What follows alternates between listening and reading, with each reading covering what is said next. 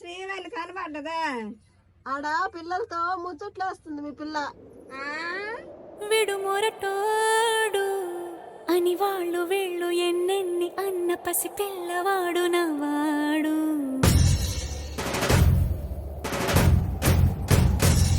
విడు ముండోడు అని ఊరు వాడ అనుకున్న గాని మహారాజు నాకు నవ్వాడు.